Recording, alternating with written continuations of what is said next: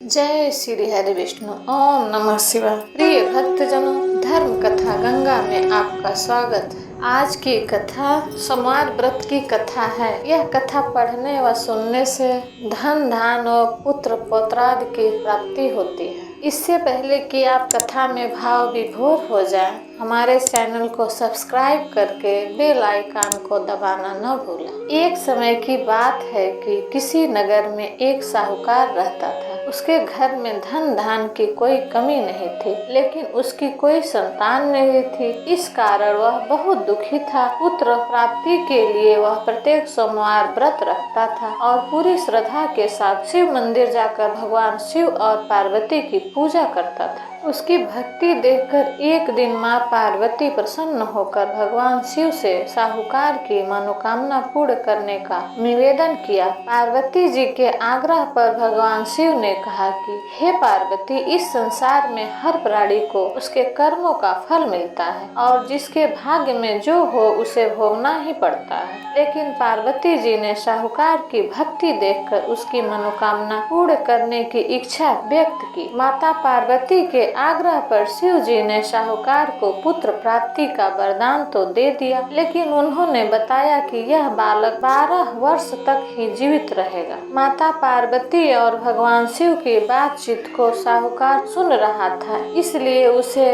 न तो इस बात की खुशी थी और न ही दुख। वह पहले की भांति शिव जी की पूजा करता रहा। कुछ समय के बाद साहूकार की पत्नी ने एक पुत्र को जन्म दिया। जब वह बालक 11 वर्ष का हुआ तो उसे पढ़ने के लिए काशी भेज दिया गया। साहूकार ने पुत्र के मामा को बुलाकर उसे बहुत सारा धन देते हुए कहा कि तुम इस बालक को काशी विद्या प्राप्ति के लिए ले जाओ। तुम लोग रास्ते में यज्ञ कराते हुए जाना और ब्राह्मणों को भोजन दक्षिणा देते हुए जाना। दोनों मामा भांजे इसी तरह यज्ञ कराते और ब्राह्मणों को दान दक्षिणा देते काशी नगरी चल पड़े। इस दौरान रात में एक नगर पड़ा, जहां नगर के राजा की कन्या का विवाह था, लेकिन जिस राजकुमार से उसका विवाह होने वाला था वह एक आंख से काना था। राजकुमार के पिता ने अपने पुत्र के काना होने की बात को छुपाने के लिए सोचा, क्यों न साहूकार के पुत्र को दुल्हा बनाकर राजकुमारी से विवाह करा दूं। विवाह के बाद उसको धन देकर विदा कर दूं और राजकुमार को अपने नगर ले जाऊं। लड़के को दूल्हे के वस्त्र पहनाकर राजकुमारी से विवाह करा दिया गया। साहूकार का पुत्र ईमानदार था, उसे यह बात सही नहीं लगी, इसलिए उसने अवसर पाकर राजकुमारी के दुपट्टे पर लिखा कि तुम्हारा विवाह तो मेरे साथ हुआ है, लेकिन जिस राजकुमार के संग तुम्हें भेजा जाएगा वह एक आंख से काना है। मैं तो काशी पढ़ने जा रहा हूँ। जब राजकुमारी ने चुनरी पर लिखी बातें पढ़ी तो उसने अपने माता पिता को यह बात बताई। राजा ने अपनी पुत्री को विदा नहीं किया, फिर बारात वापस चली गई। दूसरी ओर साहूकार का लड़का और उसका मामा काशी पहुँचे और वहां जाकर उन्होंने यज्ञ किया।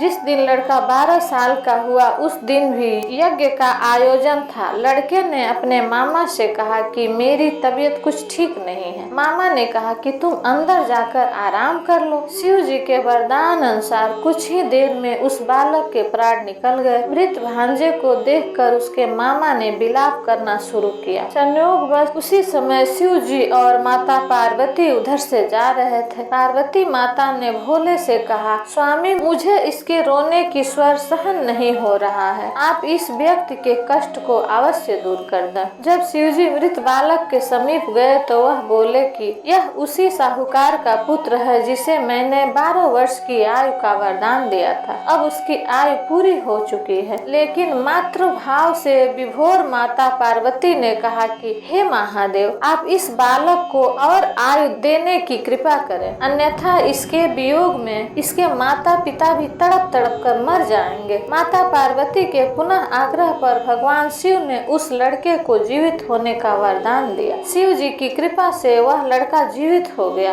शिक्षा पूरी करके लड़का मामा के साथ अपने नगर की ओर वापस चल दिया। दोनों चलते हुए उसी नगर में पहुँचे जहाँ उसका विवाह हुआ था। उस नगर में भी उन्होंने यज्ञ का आयोजन किया। उस लड़के के ससुर ने उसे पहचान लिया और महल में ले जाकर उसकी खातिरदारी की और अपनी पुत्री को विदा किया। इधर साहूकार और उसकी पत्नी भूखे प्यासे रहकर बेटे की प्रतीक्षा कर रहे थे। उन्होंने प्रण रखा था कि यदि उन्हें अपने बेटे की मृत्यु का समाचार मिला तो वह भी प्राण त्याग देंगे, परंतु अपने बेटे के जीवित होने का समाचार पाकर वह बेहद प्रसन्न हुआ। उसी रात भगवान शिव ने साहूकार के स्वप्न में आकर कहा, हे श्रेष्ठ, मैंने तेरे सोमवार व्रत करने और व्रत कथा सुनने से प्रसन्न होकर तेरे पुत्र को लंबी आयु प्रदान की है। इसी प्रकार जो कोई सोमवार व्रत करता है या कथा सुनता है और पढ़ता है उसके सभी दुख दूर होते हैं और मनोकामनाएं पूर्ण होती हैं। बोलिए शंकर भगवान की जय।